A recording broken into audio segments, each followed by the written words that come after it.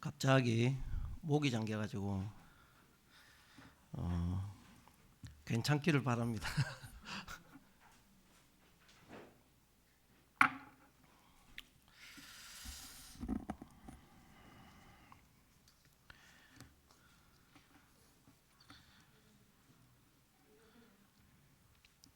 창세기 18장을 좀 보겠습니다.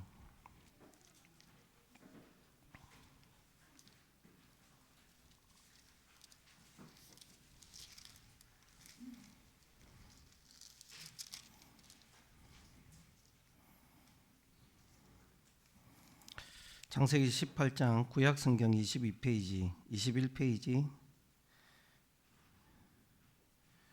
13절로 15절 읽겠습니다. 여호와께서 아브라함에게 이르시되 사라가 왜 웃으며 이르기를 내가 늙었거늘 어떻게 아들을 낳으리요 하느냐. 여호와께 능하지 못한 일이 있겠느냐. 기한이 이를 때에 내가 네게로 돌아오리니 사라에게 아들이 있으리라. 사라가 두려워서 부인하여 이르되 내가 웃지 아니하였나이다. 이르시되 아니라 네가 웃었느니라. 오늘 말씀의 제목은 여호와께 능하지 못한 일이 있겠느냐, 이 말씀입니다.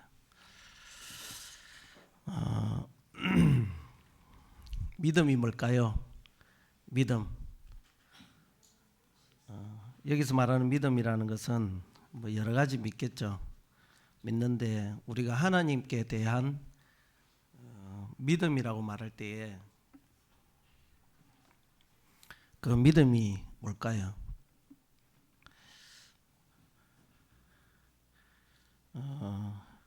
제가 간혹 이제 말씀을 전할 때 마치 독려하는 이제 말씀을 전하게 되면 그때는 상당히 부담스럽습니다. 왜냐하면은 뭐 동일하게 나도 여러 가지 우여곡절을 겪고 있기 때문에 마치 잘하고 있는 것처럼 말씀을 전할 때가 있어서 그게 상당히 부담스럽지만 오늘도 혹여 그렇다 하더라도 그런 것은 아니고 참고하시고 들으시면 좋겠습니다. 오늘 말씀을 드리고자 하는 주제는요, 하나님은 능하시다는 것입니다. 완전 능하다, 완전하시다, 완전하신 분이에요. 그러니까 이걸 믿고 있느냐는 것이죠. 그러니까 하나님이 완전하신 분인 걸 설명을 드리겠습니다. 제가 설명 안 드려도 이미 알고 계시지만 창세기 1장으로 넘어가면은 태초에 하나님이 천지를 창조하시니라 이렇게 얘기하고 있어요. 하나님께서 우주와 지구 만물을 만들었어요. 믿으시죠? 예. 어줍잖게 만든 게 아니에요. 완전하게 만들었어요. 이런 신이 없잖아요. 그런데 이 신을 우리는 하나님이라고 믿고 절대자라고 믿고 있어요. 그게 우리 신앙의 기초죠. 예. 믿어야 됩니다. 이걸 못 믿으면은 우리는 하나님께서 내 죄를 위해서, 그리스도께서 내 죄를 위해서 십자가에 돌아가셨다고 믿는 것이 거짓이 되는 거예요. 우리가 하나님을 믿는다는 것이 띄엄띄엄 뜨문뜨문 내가 필요한 것만 믿는 것은 신앙이 아니에요. 그것은 내 이익을 위해서 그냥 믿는 것, 그냥 믿고 싶은 거예요. 하나님께서 살아 계시다. 이것이 우리가 예수 그리스도를 믿는 믿음의 기초고, 그 살아 계신 하나님이 우주 만물을 창조하셨다. 이것이 우리가 믿는 믿음의 기초입니다. 잠시 뭐 여담을 하자면 저희가 저희 자매랑 가끔씩 토론도 하고 열불도 내고 이렇게 해서 얘기를 하는 부분이 있는데, 지금 과학자들이 어떤 일을 많이 하고 있냐면, 이미 책에도 나와 있지만 빅뱅 후 100만 분의 1초 이걸 밝히려고 하고 있어요. 지금 하는 게 아니고 이미 오래전부터 정말 저명한 분들이 그 순간을 밝히기 위해서 애를 쓰고 있어요. 제가 이걸 어떻게 알게 됐느냐, 우연히 제가 개발해주고 있는 일이 이 일에 하는 한 부분이에요. 우연히. 그래서 뭐 잠깐 말씀드리자면은 우주가 빅뱅이 생겼는데 이게 달걀처럼 작았는데 얘가 폭발하면서 이제 우주가 탄생했다 이렇게 이제 하는데, 저는 물리학자가 아니에요. 그냥 왜 이걸 해야 할까에 대해서 이제 기초적으로 배경을 찾다가 이제 알게 된 부분인데, 그래서 과학자들이 1초 이후는 다 설명이 된답니다. 근데 우주의 기원, 양성자, 핵, 뭐 전자 이렇게 뭐 있는데, 얘가 처음에 팡 터지면서 이 생명체가 만들어지는 건가 하는 걸 하기 위해서 앨리스 프로젝트라 해가지고 그 스위스에 있는 세른이라고 그 핵 입자 물리 연구소가 있어요. 거기서 전 세계의 물리학을 하는 유명한 분들이 모여서 이것을 밝히고 있습니다. 그래서 이제 그런 얘기를 많이 해보고 있는데, 제가 뭐 알아서 하는 건 아니에요. 그런데 이런 기초를 가지고 저는 완전히 모르고 있다가 이런 일도 하는구나, 이 과학자들이. 정말 과학자스럽다. 예. 그러니까 제가 이 말씀을 굳이 드리는 이유는 이것이 창조가 거짓이다라는 것을 밝혀내기 위해서 과학자들이 이렇게 애를 쓰는 건 아니에요. 과학자들은 어떻게 생겼는가 하는 것에 대한 그 증거를 수집하기 위해서 과학자가 전 세계적으로 돈을 뿌려가면서, 우리나라에도 8개 국가기관이 대학교가 붙어서 일을 하고 있습니다. 아무튼 뭐 엄청난 일을 하고 있더라고요. 그래서 조금 알게 된 거예요. 그래서 제가 뭔 생각이 들었느냐, 우리가 믿고 있는 하나님에 대해서 어설프게 접근했다가는, 우리가 하나님을 믿고 있는 것이 억지가 됐든 어찌 됐든 간에 우리가 믿고 있는 신앙이 확실하지 않으면은 우리가 어떻게 우리 후대에게 이것이 확실하다고 말할 수 있겠는가 하는 것입니다. 과학자들은 이것이 창조가 틀렸다고 밝혀내려고 하는 것은 아니지만, 어쨌거나 이 어떤 생명체의 시작, 기원을 이렇게도 알고 싶어 하는데, 과연 우리는 하나님을 믿고 있다고 하는 우리는 하나님께 대한 이 창조, 이것에 대한 신앙이 정말 확고한가? 이걸 좀 생각하게 됐어요. 여러분들은 정말 확고하십니까? 우리 삶 속에서 하나님이 살아계심이 내 피부적으로 내 삶에서 나타나시는가 하는 거예요. 하나님은 태초에 천지를 창조하셨어요. 예, 그렇죠? 그리고 빛이 있으라. 하나님 빛이 있으라. 있으라 해서 이 우주 만물을 완전하게 하셨어요. 생육하고 번성하라. 닭이 먼저입니까? 달걀이 먼저입니까? 답해보세요. 달걀이 먼저다. 눈치 보지 말고. 왜 닭이 먼저입니까? 닭도 어린 아이가 아니에요. 생산할 수 있는 닭을 만들었어요. 생육하고 번성하라. 완전하게 만든 겁니다. 남녀를 만들 때 어린 아이를 만든 것이 아니고 생산할 수 있는 수준의 완전한 단계로 만든 겁니다.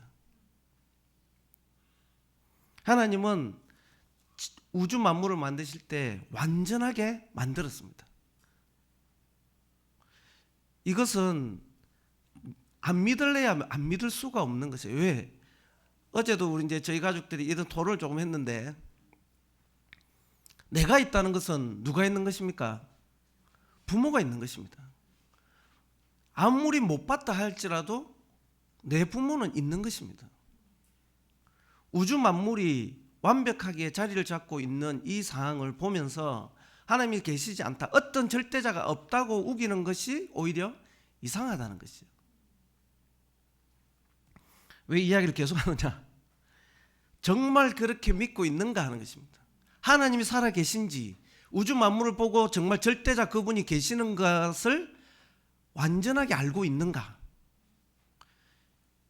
우리 신앙을 정립해야 돼요. 믿어야 되는 것입니다. 욥기에 보면은 친구들이 싸우잖아요. 38장에 가면은 하나님께서 욥에게 말씀을 하십니다. 네가 뭐 아냐? 별들이 어떻게 나고 어떻게 달려 있는지를 네가 알아? 너희가 봤어? 그 이제 욥기를 다 읽을 수가 없어요. 이 조금 추려 보려고 했는데 읽다 보니까 다 읽어야 돼요. 욥기를 한번 읽어보세요. 그 하나님 물의 순환 이걸 어떻게 알아요? 하나님이 완벽하게 지구가 순환할 수 있도록 만들어 주셨어요. 어줍지 않게 사람이 살짝 손대야 되도록 해놓지 않으셨습니다. 완벽하신 하나님 믿어야 됩니다.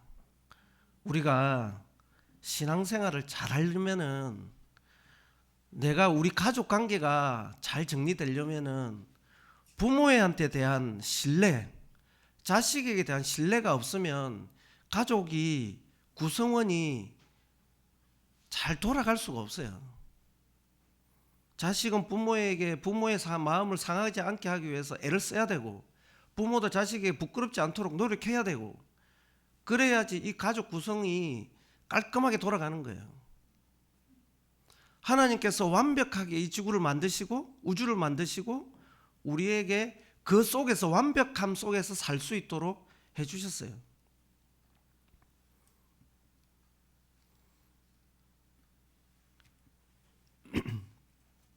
마가복음으로 한번 넘어가 보겠습니다.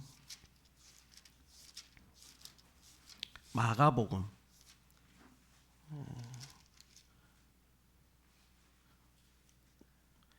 5장 1절에 보면은 군대 귀신 들린 사람이 있었어요. 근데 하나님께서 이제 예수님 시대로 넘어왔죠.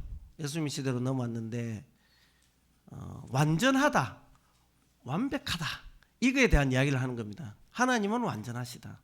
예수님께서 군대 귀신 들린 사람을 낫게 하신데 어떻게 하게 낫게 하십니까? 완전하게 치료하시잖아요. 그냥 귀신을 딱 똑 떼버려요. 예수님께서 이 세상에 오셨을 때 귀 먹은 사람, 병든 자, 눈 먼 사람을 낫게 하실 때 한쪽만 뜨게 해주지 않았어요. 조금 낫게 해주고 그러니까 병원 가서 치료해 이렇게 안 해줬어요. 어떻게 해줬습니까? 완벽하게 낫게 해줬어요. 이 하나님에 대한 신뢰가 필요합니다. 우리가 뭘 하는데 뭐 잘 안 되는 거는 신뢰가 일단 기본적으로 있는가 하는 거에서 시작해야 돼요. 이 완전하신 하나님에 대한 신뢰가 있어야 됩니다. 이제 예를 한번 들어볼게요. 마가복음 9장입니다. 뒤쪽에 좀 넘어가시면은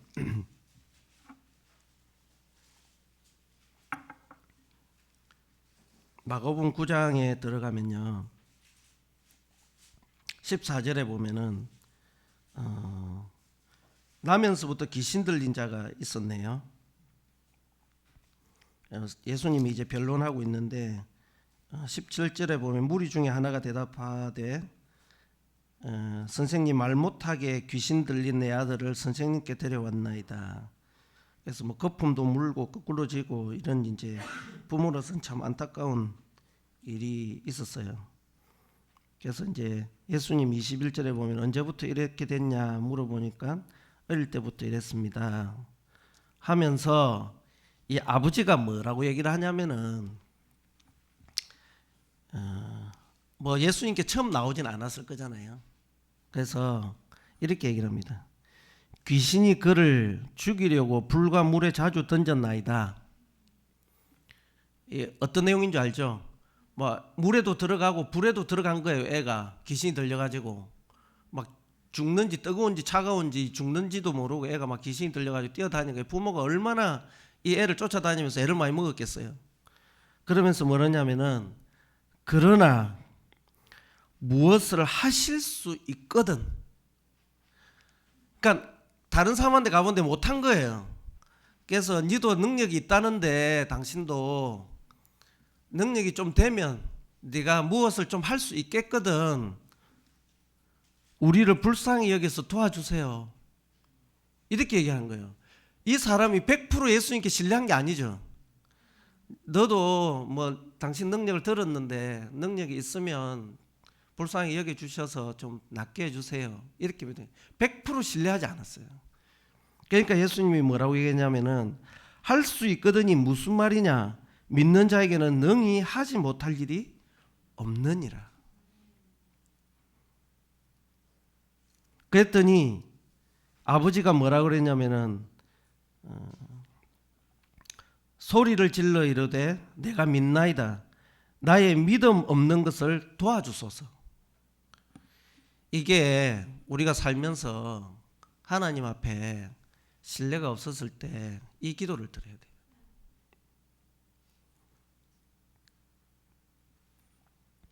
(27절에) 예수께서 그 손을 잡아 일으키시니 이에 일어서니라. 우리가 잘 알고 있는 혈루증을 12년을 혈루증으로 애를 먹었던 여자가 있었잖아요. 근데 예수님의 옷자락만 만져도 낫겠다 하는 믿음이 있었을 때 그 사람은 나았어요. 완전하게. 마가복음 7장에도 보면은 귀가 먹고 말을 더듬는 자도 낫게 하셨어요. 요한복음으로 한번 가보겠습니다. 요한복음 11장 나사로가 나옵니다. 나사로 잘 알죠?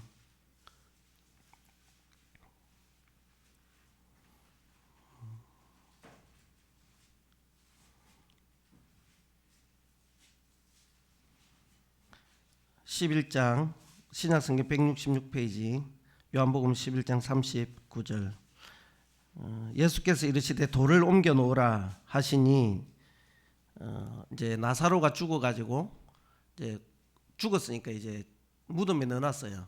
이제 이스라엘은 이제 그 굴 안에 묘를 써서 이제 넣어놨는데 막아놨는데 그래서 예수님이 돌을 옮겨 놓으라 하시니 그 죽은 자의 누이 마르다가 이르되 주여 죽은 지가 나흘이 되었습니다. 벌써 냄새가 나나이다. 마르다는 믿었습니까? 못 믿었습니까? 못 믿었죠.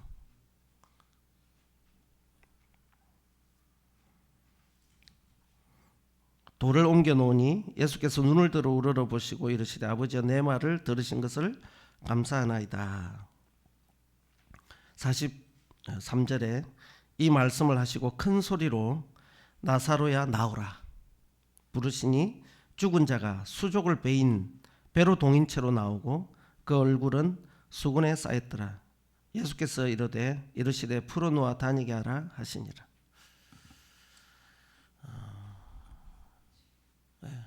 완전하게 낫게 하셨죠.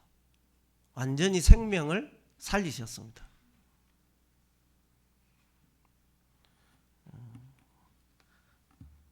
히브리서를 보겠습니다. 히브리서 10장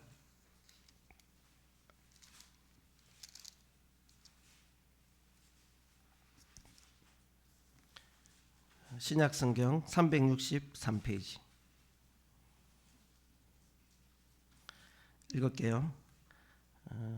10장 10절 이 뜻을 따라 예수 그리스도의 몸을 단번에 들이심으로 말미암아 우리가 거룩함을 얻었노라. 제사장마다 매일 서서 섬기며 자주 같은 제사를 드리되 이 제사는 언제나 죄를 없게 하지 못하거니와 오직 그리스도는 죄를 위하여 한 영원한 제사를 드리시고 하나님 우편에 앉으사 그 후에 자기 원수들을 자기 발등 상태에 하실 때까지 기다리시는 시나니 그가 거룩하게 된 자들을 한 번의 제사로 영원히 온전하게 하셨느니라.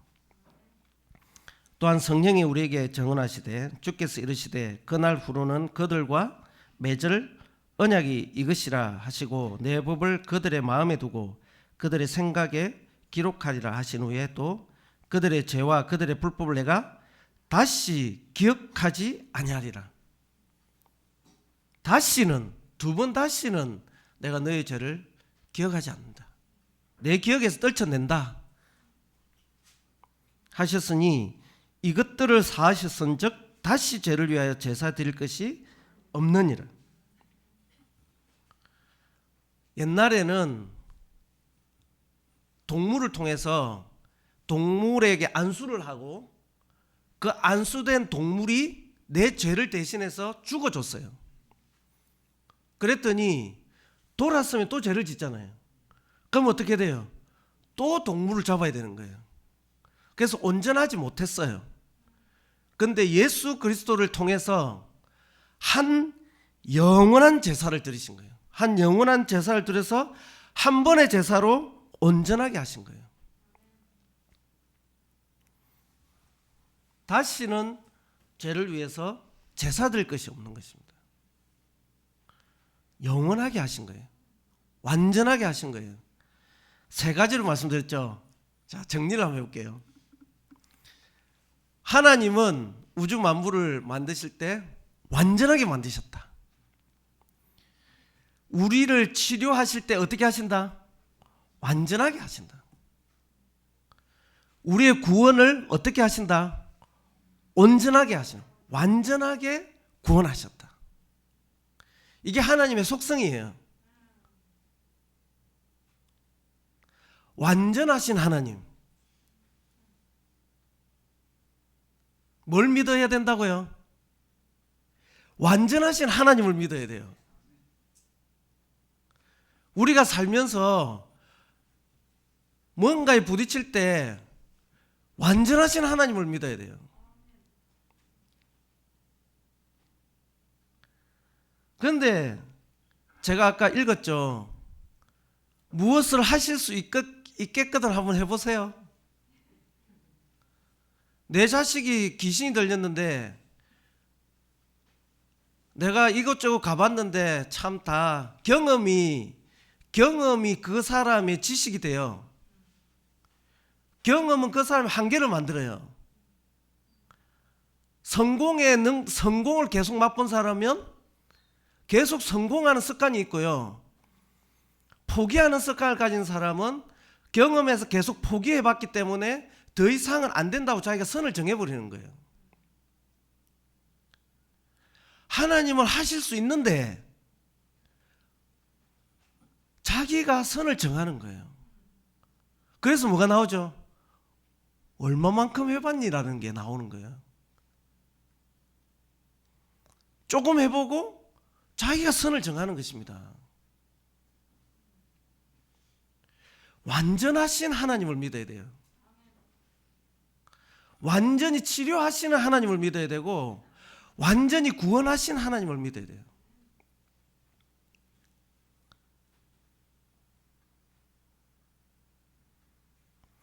하나님은 누구를 위해서 있습니까? 지금 성도들을 위해서 있는 거예요. 성도들을 위해서 맨션을 짓고 있는 것이고 뭐 어줍잖게 만들고 있겠습니까? 아니겠죠.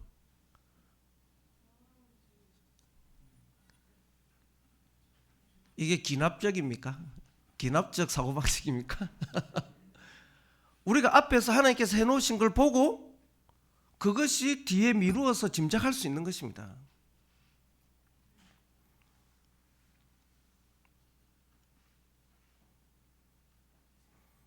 사무엘상 2장 3절에 이 말씀이 있습니다. 여호와는 지식의 하나님이라. 네, 그렇지. 답이 나와줘야지. 네.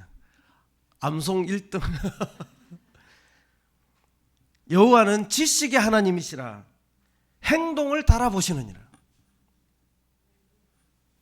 행동을 어디다 달아본다는 거예요? 어디다가? 저울에 기준은 뭐예요? 하나님께서 만들어 놓은 이 레퍼런스가 있잖아요. 기준이 있잖아요. 그 기준에 부합하는지 올라가는지 내려가는지 달아보는 겁니다. 우리의 삶을 달아보시는 거예요. 우리는 노출된 사람들이에요. 누구에게? 하나님께. 우리의 삶의 일거수일투족이 어떻게 되어 있다고요? 노출되어 있어요. CCTV가 있듯이 우리는 그냥 노출되어 있어요. 우리의 행동을 하나님이 달아보시고 우리의 말 한마디를 달아보시는 거예요. 맞나 안 맞나? 그게 맞아? 너의 행동이 맞아? 지금 이 말이 맞아? 하나님이 우리의 삶을 달아보시는 거예요. 다른다는 건 뭐예요? 결과를 주시는 거예요. 그것이 뭐와 연관됩니까? 상급과 연관이 되는 거죠. 우리 하루하루가 개근되는 거예요, 하나님께. 그런데 우리가 그거를 허투루 살 수 있겠냐는 거죠. 맨날 산에 가서 고사리를 땄어. 우리 어머니 시골에서 고구마 줄기 뺏겨가지고 맨날 까요. 누가 와요? 장사하는 사람이 와요. 그걸 개근해요.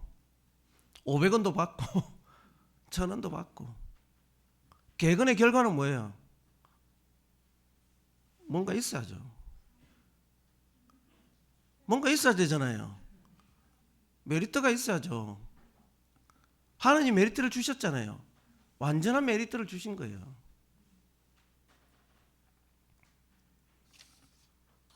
자, 본문을 한번 가겠습니다. 다시 창세기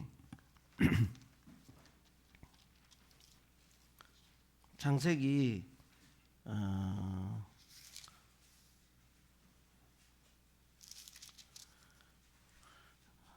12장입니다. 14절 14장 그러니까 창세기 12장 구약성경 14페이지. 하나님께서 아브라함에게 가라, 너의 친척 아비의 집을 떠나라, 내가 너로 창대하게 하겠다. 이때가 언제입니까? 75살. 자식이 없었어요. 하나님이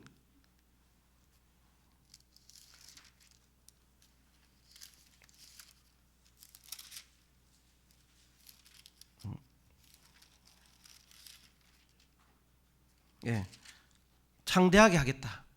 근데 그때 자식이 없었습니다. 근데 아브라함은 그 하나님의 말씀을 뭘로 믿었죠? 믿음으로 믿고 떠납니다. 자식이 없는데 뭘 내가 창대하게 한단 말이야. 보이지 않는데. 그게 신앙인 거죠. 그게 창조잖아요. 제네시스. 무에서 유를, 그게 창조죠. 그래서 떠나요. 떠났는데 이제부터 우리의 삶의 얘기를 좀 해보고 싶습니다. 하나님은 완전하시다. 이거 우리 머릿속에 넣어놔야 돼요. 근데 아브라함이 그 완전하신 하나님을 믿었습니다. 근데 살아보니 하나님이 목표를 딱 줬어요. 너로 창대하게 하겠다. 많은 민족의 아비가 되게 하겠다. 자식도 없는데. 근데 출발했습니다. 75세. 몇 살에 죽었습니까? 175. 근데 살아보니 엉망인 거죠. 나와서 살아보니 기근이 드는 거예요. 굶어 죽게 생겼어. 그래서 어디로 갑니까? 애굽으로 가요. 가서 와이프가 너무 이뻐. 뺏길 것 같아. 그래서 아브라함이 뭐라고 거짓말 하죠? 내 누나다. 여동생이나 누나라고 얘기하는 거예요. 살아가고 있는 거죠, 아브라함이. 창대하게 한다 했으면 하나님이 기근 안 줘야지. 가는 곳마다 평탄케 해줘야지. 왜 기근을 주지? 이게 우리의 방식인 거예요. 내가 하나님을 신뢰하고 가는데 왜 어려워? 허락하시지 않는 건가? 이건 완전 달면 삼키고 쓰면 뱉는 형태잖아요. 신앙은 이렇지 않다는 거죠. 기근도 생기는 거예요. 그래서 거짓말도 했어요.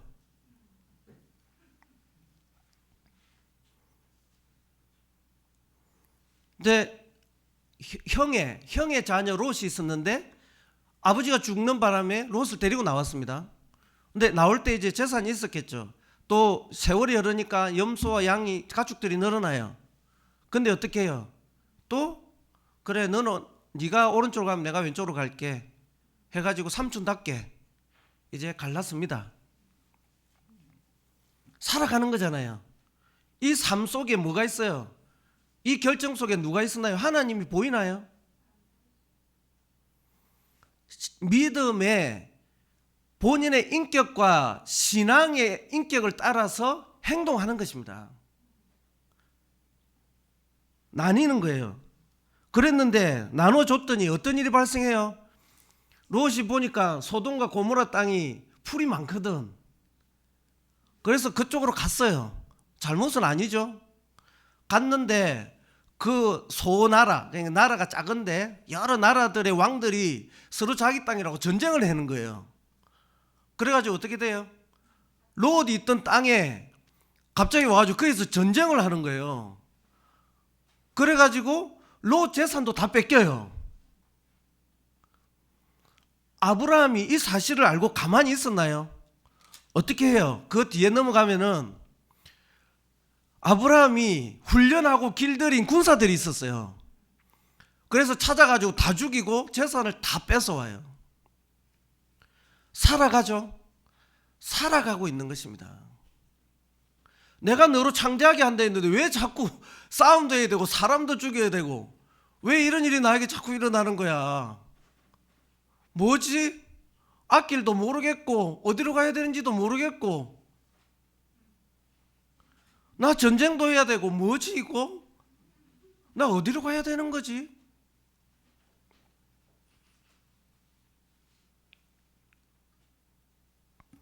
근데 그 앞에 보면은 13절에 보면 그가 처음으로 제단 쌓았던 곳이니라. 그리고 18절에 제단을 쌓았더라. 여호와를 위하여 제단을 쌓았더라. 삶 속에 하나님이 일일이 간섭하지 않으시는 겁니다. 그러면 자 간섭이 없다 해서 하나님 인도하심이 없느냐? 아닌 것이죠. 하나님은 큰 그림을 보고 그 사람들의 삶과 행동이 누구를 닮아가기를 원하는 거예요. 하나님을 닮아서 인내하고 깎이고 그러면서 그 속에서도 하나님을 온전히 신뢰하는 것을 아는 것입니다. 여기서 키우는 식물은 밖에 나가면 얼어 죽어버려요. 다윗을 얼마나 하나님이 10년을 모질게 키웠잖아요. 그 훈련의 기간이 우리 삶 속에 필요하다는 거죠. 근데 힘드니까 어떻게 해요? 제단을 안 쌓아. 이건 아닌 거죠. 삶을 살아가는 겁니다. 힘듭니다. 아브라함 얘기를 하는 게 아니에요. 아브라함을 빗대서 우리를 얘기하고 있는 겁니다. 위로 받으시라고. 살아가는 거예요, 그냥. 자식을 놓고 자식도 애먹이고 회사 일도 잘 안 되고 뭐 어떻게 해 나. 그럼 힘들면 교회를 안 와버려요? 제단을 안 쌓아요? 제가 애초에 완전하신 하나님을 왜 말씀드렸느냐? 완전하신 하나님을 믿지 못하면 그만두는 거예요. 가다가 뗄 차이지 뭐. 내가 그 하나님에 대한 신뢰가 없는데 이 고생을 왜 하냐는 거예요. 내가 하나님의 다시 오심이 없는데 이 교회에서 뭐하러 이 좋은 날에 여기 앉아있냐고. 눈치 보느라고 앉아있습니까? 혹시나 뭐 천국 갈 수도 있겠지 해서 앉아있는 건 아니잖아요. 절대적인 신앙이 필요한 거예요.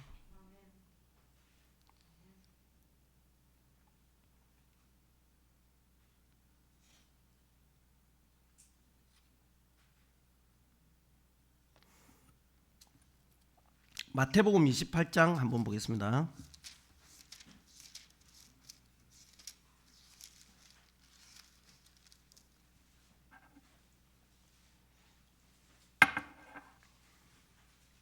마태복음 28장 18절 하늘과 땅의 모든 권세를 내게 주셨으니 그러므로 너희는 가서 모든 민족을 제자로 삼아 아버지와 아들과 성령의 이름으로 세례를 베풀고 내가 너희에게 분부한 모든 것을 가르쳐 지키게 하라.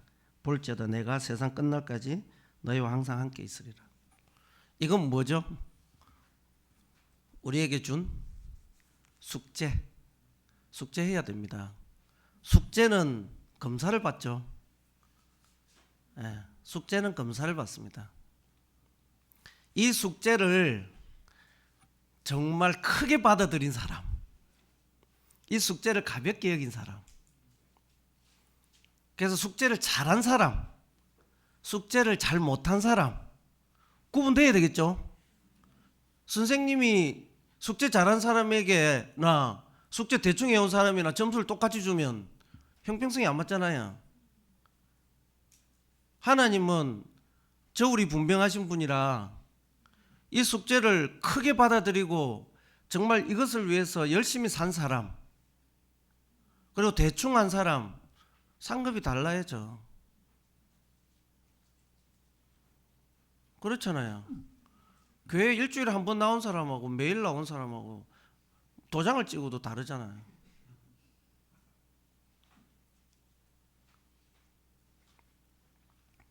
왜 이걸 말씀을 읽었느냐?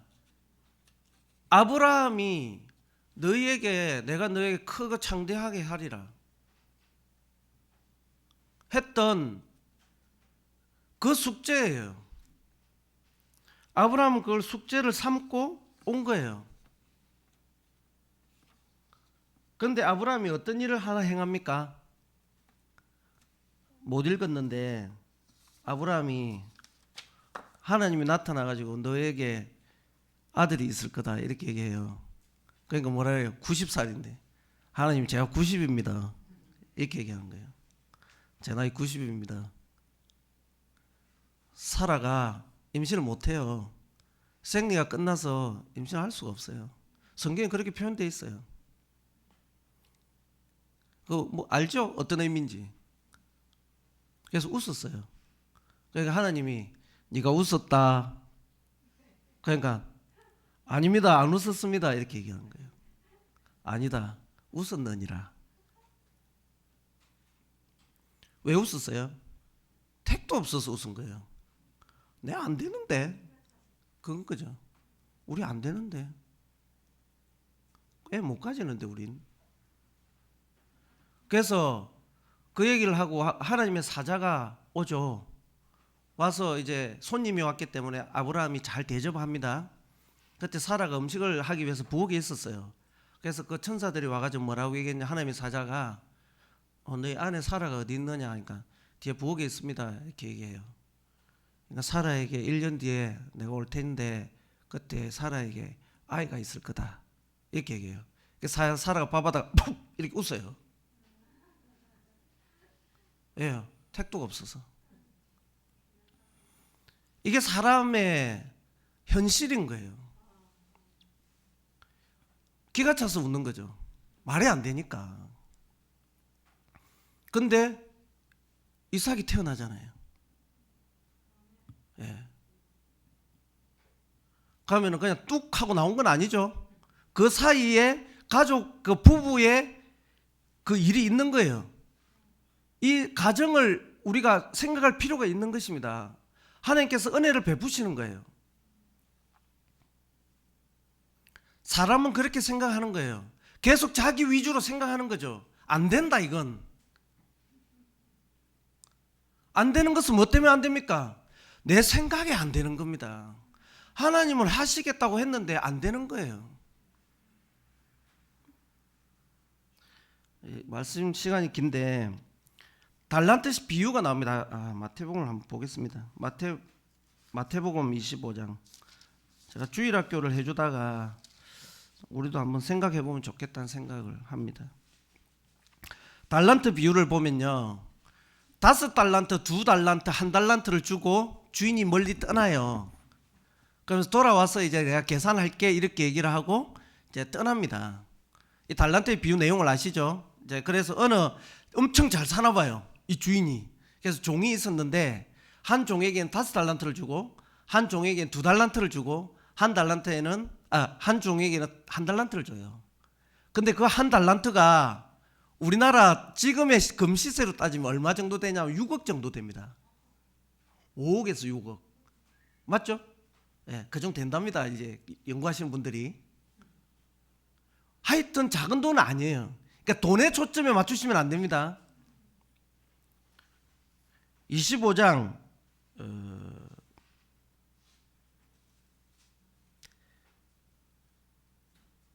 19절에 보면은 오랜 후에 그 종들의 주인이 돌아와 그들과 뭘 했어요? 결산을 합니다. 계산하는 날이 우리에게도 와요. 결산할 때 5달란트를 가지고 장사한 사람이 이윤을 남겼습니다. 2달란트도 이윤을 남겼어요. 그래서 내가 너에게 작은 일에 맡겼는데 작은 일에 충성했기 때문에 내가 또 다른 큰 일을 너에게 맡길게. 하나님 얘기했어요. 1달란트를 가진 사람은 이렇게 했습니다. 야, 이거 이러면 어떡하지? 내지는 주인도 없는데 뭘 열심히 하냐. 뭐 어쨌거나 해서 어떻게 했냐면 땅을 파요. 그래서 그 달란트를 묻어버려요. 그리고 주인이 올 때까지 어떻게 했습니까? 이 돈에 대해서 아무것도 안 했죠. 그래서 반만 축낸 거예요. 그래서 결산할 때 28절에 이렇게 참 재밌는 표현들이 있습니다. 이게 24절 보면 1달란트 받았던 자는 와서 이르되 주인이여 당신은 굳은 사람이라. 당신은 굳은 사람이에요. 당신은 아주 완고해가지고 심지 않은 데서 거두고 해치지 않은 데서 모으는 줄을 내가 알았으므로 두려워하여 나가서 당신의 달란트를 땅에 감추었나이다. 보소서 당신의 것을 가지셨나이다. 그랬더니 주인이 대답하여 이르되 악하고 게으른 종아 나는 심지 않은 데서 거두고 해치지 않은 데서 모으는 줄 네가 알았느냐.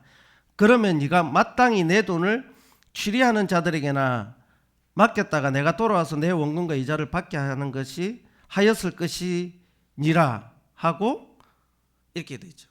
무슨 말이냐면은 아니 나를 그렇게 도둑놈을 알았으면은 때때묻지 도둑놈을 알았으면은 아니 은행이라도 넣어놔야지. 넣어놔가지고 이자라도 내한테 줘야지. 그게 맞는 말이지. 왜 땅에다 묻어놔. 이 얘기인 거예요.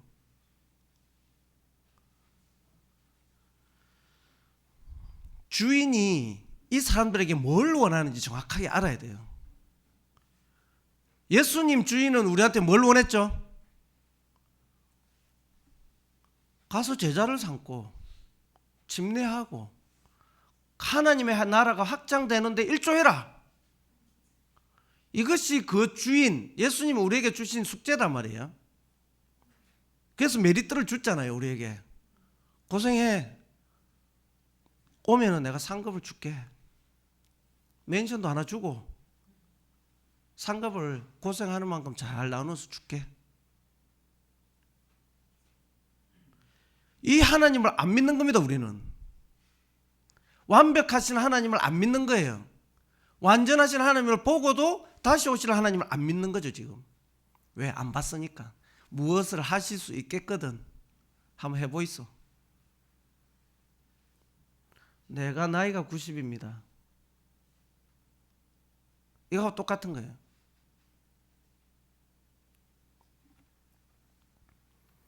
달란트는 여기서 보는 달란트의 비유의 핵심은 5달란트를 투자해서 5달란트를 남기는 게 중요한 게 아니고 주인의 뜻을 정확하게 알아서 종된 자기의 역할을 충실하게 하고 있느냐 이 말인 것입니다. 게으르지 않게 살았는가? 우리가 하나님 안에서 다 목사가 될 수 없잖아요.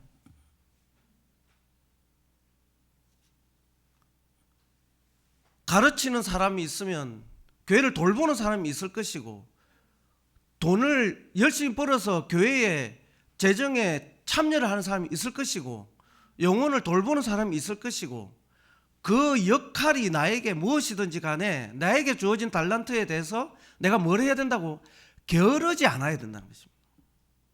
뭘 바라보고요? 돌아와 결산할세. 결산할 것을 기억해야 돼요. 아브라함이 살아갔잖아요.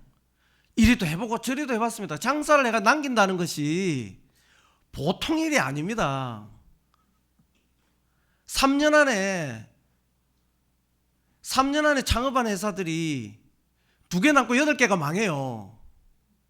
그게 데드라인인가 해가지고 통계가 나와 있어요.